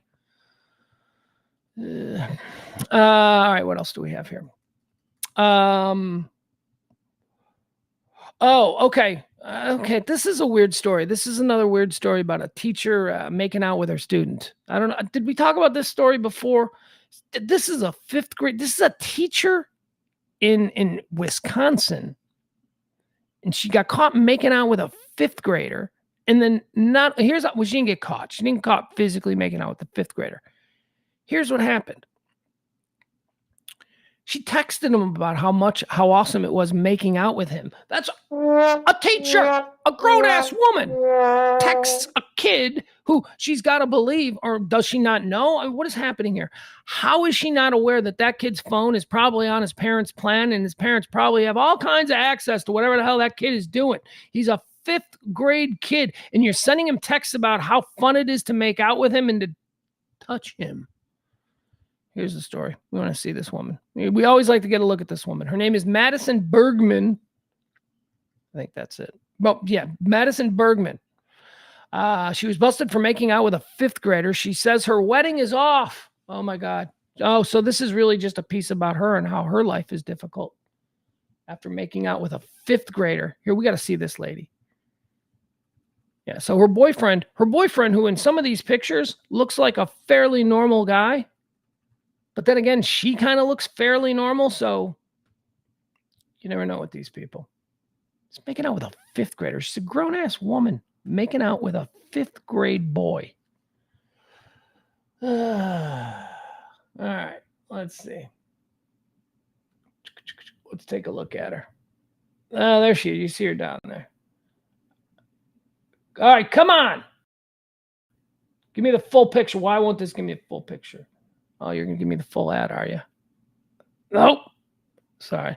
All right, there she is. That's her and her fiance. Look at him. He looks like Lance Bass. He's a good-looking young man. He's probably just as into her as Bass would be. Oh, look at that. Gay jokes from a middle-aged white man in 2024. Ooh. All right, let me give you the story. So her fiance, the devastated fiance of the Wisconsin elementary school teacher who was arrested for making out with a 5th grader, has called off the wedding.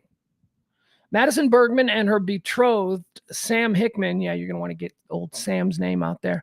Madison Bergman and her boyfriend, Sam Hickman, were due to tie the knot in July, but the revelation of her sick love affair with one of her 11-year-old students has halted any plans of a flowery ceremony.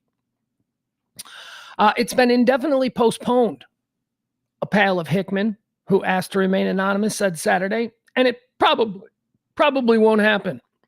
Sam is really upset and heartbroken. He's embarrassed and pissed. He didn't deserve this. Everyone is pissed. All right. It's a no-brainer, right? This is a no-brainer.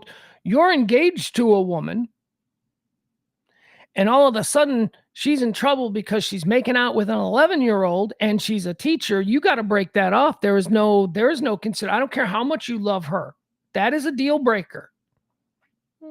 Sorry, Madison Bergman. All you 5th graders out there, Madison Bergman is single and ready to mingle. Wisconsin teacher story. Madonna, here was a big Madonna story. Madonna played to the largest concert crowd ever yesterday. At least that's what Live Nation is saying. Live Nation, she was down there in where these things always happen, Rio de Janeiro. Maybe I don't know if they know how to count down there, but every time there's one of these, the largest soccer crowd, the largest concert, it's always like down in Brazil. She played to 1.5 million people on Copacabana Beach last night to close out her world tour. Did Madonna come through America? I don't remember there being a big Madonna tour. I'd be sort of interested in that. I would see Madonna. That would not a problem. Here, let's look at the pictures. Do we got any good? Oh, got to get rid of this. I got to stop sharing her and her boyfriend. There you go. See you later, Madison. Imagine what you gonna make out with a 15-year or 11-year-old. My God. Let's see here. This is the Madonna. Let's see if we got any good pictures of Madonna. Picture of the crowd at the Madonna show.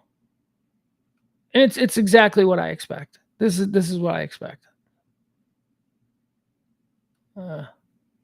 This is what some of the 1.5 million people 1.5 million people showed up to watch Madonna last night. I didn't think that there were that many gay people in Brazil, but apparently all 1.5 million gay men in tank tops and Freddie Mercury mustaches all showed up. Look at that crowd. It's just all gay dudes. How do you know they're gay? Because I know. Because I was raised in the 70s when we were still allowed to use our gaydar. You kids today, you're not allowed to use your gaydar. Nope. You have this ability, but you have to resist all of it. Not us. Let's see here. What does it say? Live Nation called it the largest concert ever. It was a free concert. I don't know what she's doing a free concert for unless she just wants to have the largest concert of all time. Okay, plan. Good plan. It worked. Madonna performed the final show of her celebration tour to 1.6 million fans at Rio de Janeiro. 1.6. I was saying 1.5. 1.6 million fans at Rio de Janeiro's Copacabana Beach on Saturday night, a record for a single standalone show. This according to tour organizer Live Nation. The tour, which celebrated 4 decades of Madonna's hits, came to a close in Brazil on Saturday night with the free concert. Copacabana Beach was turned into the world's largest dance floor as Madonna performed some of her biggest hits from her peerless music. Okay, now we're just going into I'm sure it was great. Like I said, I would see Madonna. I would see Madonna. I'd be like, okay, I remember this. I remember that. But I don't know if where I know that I wouldn't see Madonna at a free concert on Copacabana Beach in Rio de Janeiro. So let's say it was a free concert at the Cotton Bowl in Dallas. I still ain't going. Nope, that seems too crazy.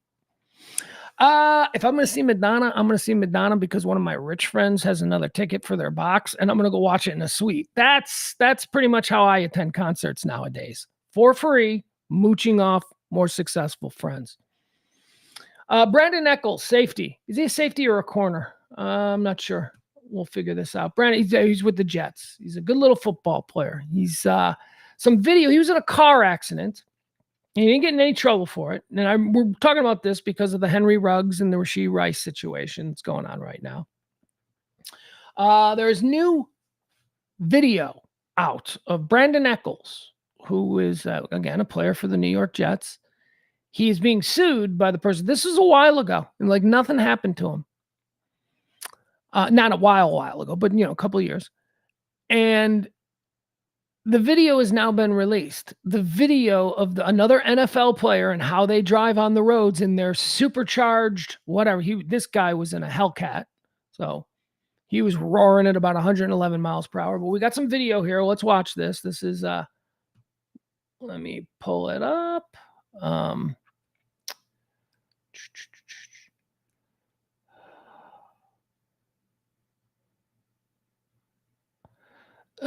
This is, of course, the New York Post, so I've got to now wait for the video.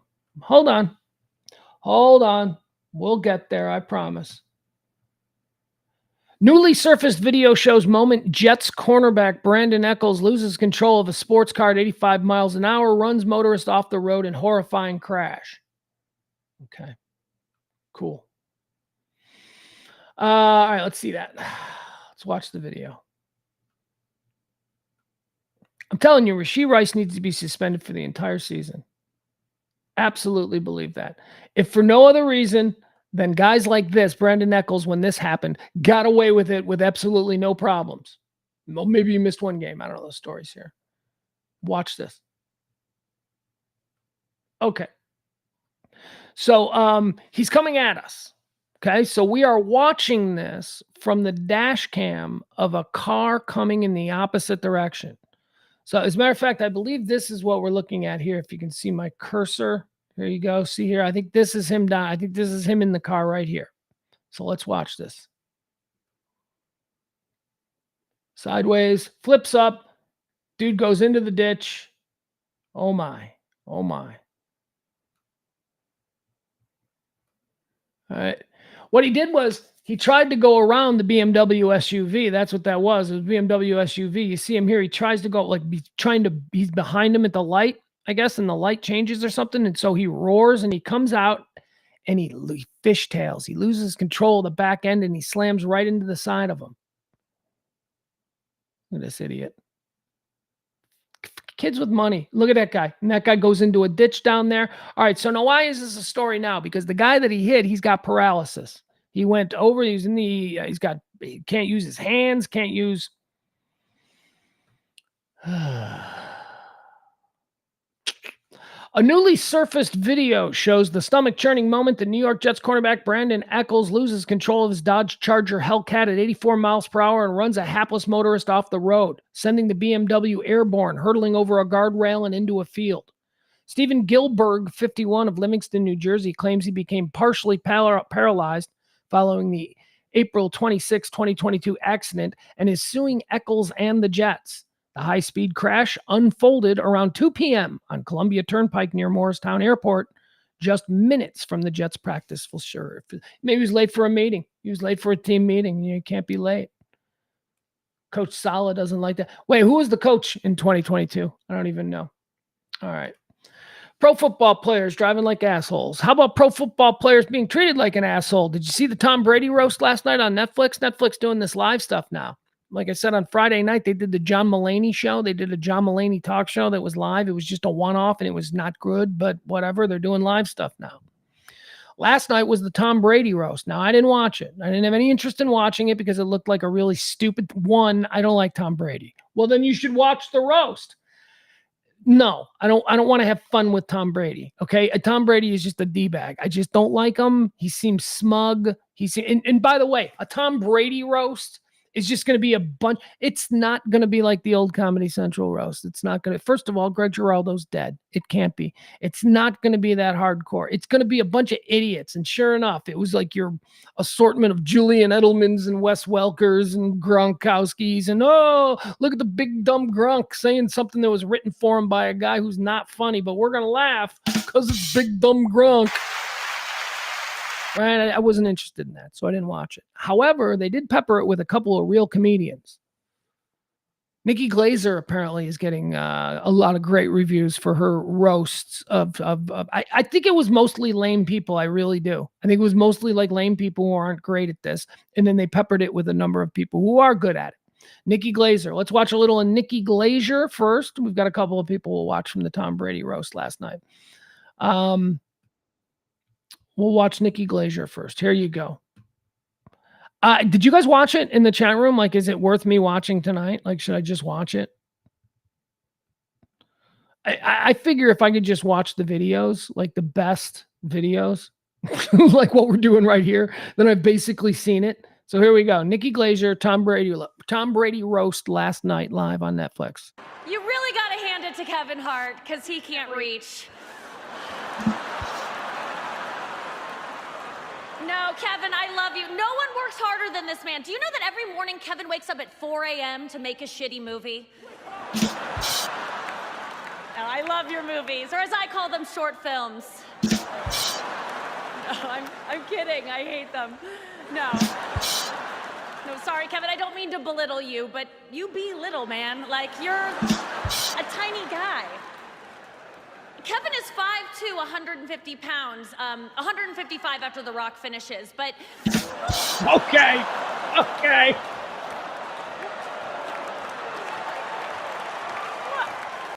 Okay. That is a great joke. Kevin Hart is 150 pounds, 155 after The Rock finishes. That's funny. Nikki Glaser. All right, let's see what else she has to say. Thank you. You really got right, I guess that's it. All right, that was very good. Nikki Glaser. They're saying she's one of the better ones of the night.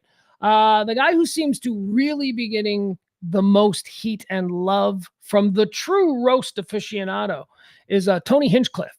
Tony Hinchcliffe, Kill Tony. I don't know if you're familiar with him. Podcast. He's a stand-up comedian. He's very funny. He's very aggressive. He's not PC, pretty sure he's hated and canceled by any number of people, but it doesn't matter because you can't cancel somebody who's this funny. Tony Hinchcliffe last night at the Tom Brady roast. He was really, really coming in hot. Here we go. Tom is afraid of the Giants, which is why Kevin Hart is hosting tonight. All night, he's been using the stool that Aaron Hernandez kicked out from under himself.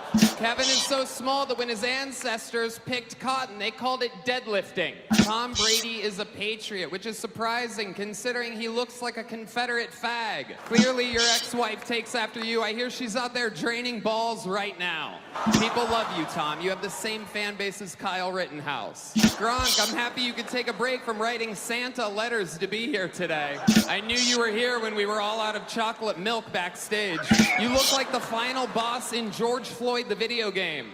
Jeff is so Jewish, he only watches football for the coin toss. Nikki has such a bad eating disorder, the industry keeps shoving her down our throat. You might recognize her from her podcast appearances, specials, and winning the Triple Crown at Churchill Downs. You might recognize Kevin as the jockey that rode her, and that's Churchill Downs, the racetrack, not to be confused with what Jeff Ross looks like when he smokes a cigar. Sam J, an obese African-American lesbian, so by having here, Netflix checked off a lot of boxes. Andrew Schultz, I'm glad you took a break from watching YouTube videos on how to dap up black dudes correctly. Schultz's mom is a professional ballroom dancer, which means she's a stripper that talks too much. Bert Kreischer is a king. He looks like if the Tiger King and the Liver King only ate Burger King and had a liver that looked like Martin Luther King got beat up by Rodney King. And how about the appearance from the great Ron Burgundy, huh? A whale's vagina, which reminds me, Kim Kardashian's here. She's had a lot of black men celebrate in her end zone. Kim, word of advice, close your legs. You have more public beef than Kendrick and Drake.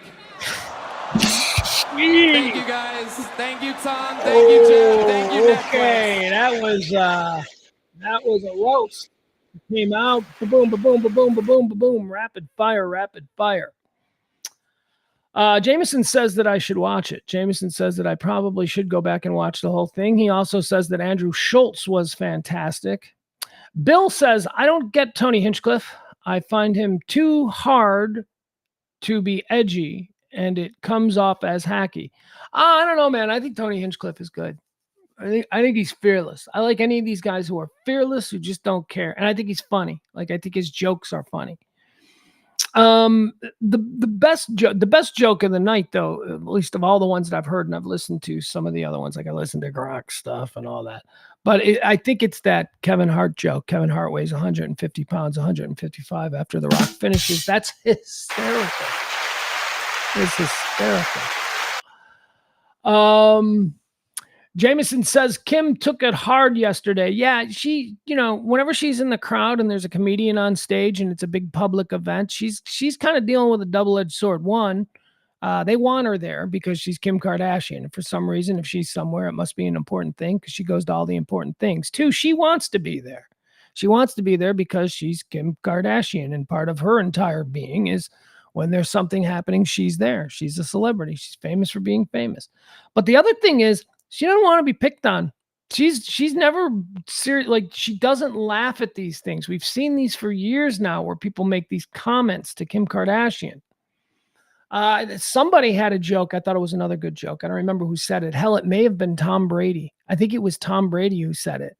Kim Kardashian looks nervous because she knows that her kids are home with their father, which was, I thought, a pretty good joke too.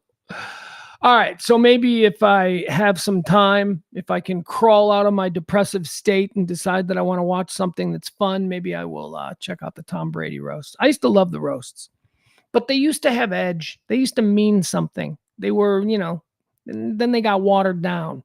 Everyone, big stars started going, I would like to be roasted, and then the big stars had all these rules. They weren't as free for all as the early ones were. Okay. Like, I saw this Tom Brady roast and I'm like, oh, that is going to be lame. That is going to be. The genius of the roast is that these people are all so thin skinned that it really does bother them, so that you actually get to see this. Moving on. What else do we have here? Last story. This is going to be the last story of today's show. There was a furry convention. That was up. Furries are severely mentally disabled people who are grown adults, and they, on their weekends, they dress like, I don't know, mascots. What are they wearing? They're wearing like, mascot costumes. Like, they're wearing a Bugs Bunny suit or an Easter Bunny suit. Furries. They dress up in weird animal. They think they cosplay as animals. I don't even know if they cosplay, because maybe there's a very serious mental deficiency. Yeah, they're fucked up. They're crazy. That's what it is. They think they're a goddamn kitty cat. They're not a kitty cat. And all these people in this story that I'm going to tell you, they all have second names. We spoke with Andrew Palmer, a guest at the furry convention, who also likes to go by the name Mr. Janks. a Siamese kitten. Like they all have these weird, okay. How a furry convention descended into orgy of sex, violence, and destruction as diaper-clad adults dressed as cuddly animals trash a host hotel. The name of the event was Rain First. Rain Fur, get it, forest, but it's fur. And this was held back in 2015. It's only making its way through the courts now, 9 years later. The failure of Rain First is one for the books and saw the often sex-crazed subculture of furries cast into the public eye. Okay, they blew up the toilets and they were having orgies with doors and they were just absolutely pig people, literally pig people. That's the story. And the hotel kicked them out and then the hotel fined them $100,000 for damages. That's the story. We don't need to go into the story. Let's talk about furries. What is this? I'm pretty open-minded. I'm like, look, if you're a weirdo and you like want to get into some weirdo thing, fine. I mean, and by the way, there's a lot of weirdo things. Being a furry, going to a convention every weekend where you dress up as, Big Bird or something and you walk around and then you have sex with somebody dressed like Minnie Mouse in a hotel room. That is not as weird as getting dressed up and recreating the Civil War on weekends. Okay, you're weird too. You're weird. There's a lot of weird things we do. But furries are a special kind of weird because sex, degenerate, puerile sex seems to be at the base of the whole furry experience. It's like everything is done to get to the sex part. And I just don't understand that peccadillo. I don't understand that fetish. You're turned, I guess, a lot of things when it comes to sexual fetishes, I don't get. I barely get sex in general. Like, I barely understand the appeal of it. Okay, this goes here, that goes there. And then, we move back and forth and it feels good for about 20 seconds. And then it's awkward and silent. And then, a relationship. No thanks. I don't even get regular sex. And I know, by the way, I described it. It doesn't sound like I know how, but I do. I've had the sex. I have a child to prove it. I've had the sex. I just don't get people who just have these, like, I can only get off if I'm wearing a muskrat costume. Like, that's something wrong with you. What happened? All right, moving on. That's it. Guys, that's it. We're done. That's the show. That's the entire show. 155. Let me do a quick look around and see if there's anything new that's happened since we started today, because it feels like I've just come in a little bit short, a little bit shorter than usual.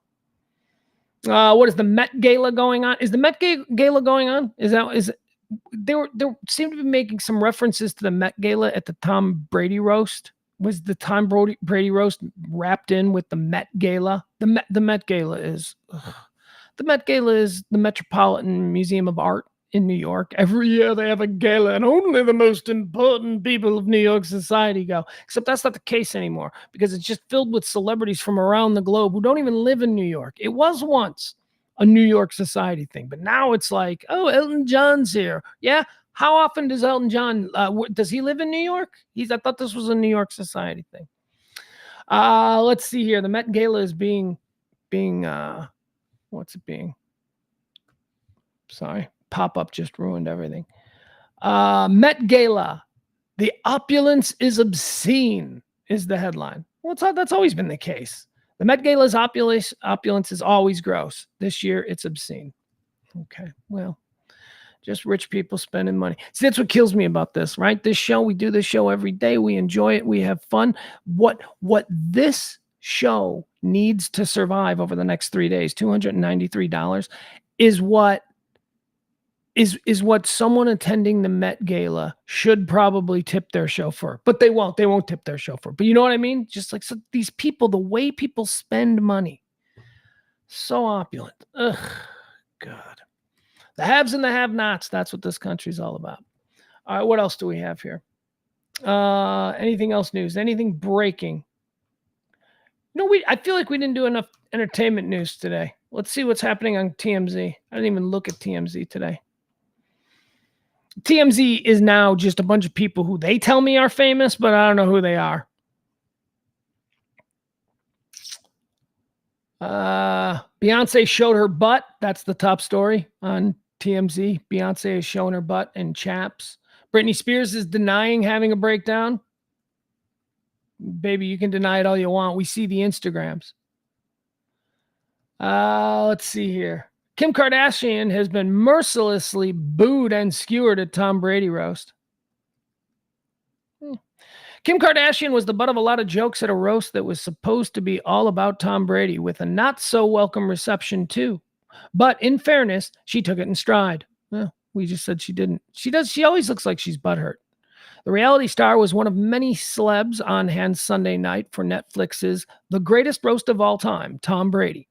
And when she was eventually introduced by Kevin Hart and company to come up to the podium to say a few words, people didn't seem happy to see her. The clip is going viral. Cascade of boos greeted Kim when she got on stage and started her monologue, which was taking aim at Kevin Hart, but she couldn't. Who cares? I don't care. Whatever. People are mean to her. Yeah, I don't understand why people hate her. She doesn't say much. She doesn't do much. She just shows up places. She looks good. Maybe she does say stuff. I don't know. I don't watch the Kardashians. I've never seen that show. I just, I pretty much only see Kim Kardashian in still photos. And I'm like, yep, still pretty, still hot, still a hot girl. Good for her. My close personal friend, Kim Kardashian, for those of you who know. All right, Fast. He says, thanks. Catch you tomorrow. I got to go back and listen to the parts I missed. Yes, you do. You can do that. This is a show. You can find everything at Pugs and Company right there on YouTube or anywhere else. Like, follow, subscribe. Please do that. Please like and follow and subscribe. And if you're watching the video, just hit like or just hit subscribe. It helps with the algorithm. It's not about me seeing it and going, oh, somebody likes me. No, it's about how YouTube distributes the shows and posts them. And I need more. We need more of that stuff. So if you could help me with it, I would greatly appreciate it. Also, once again, thank you to Christina P. Christina P. was our executive producer on today's show. She was the big tipper. As I say, after this show, we've got 2 more shows. We need to try and get to $293 or as close to that as possible. So if you can tip whatever you can, please drop a little something in the Venmo or the Cash App. It'll ensure that this show continues for another month. We do appreciate you. And on that note, I guess we're done. Bye, everybody.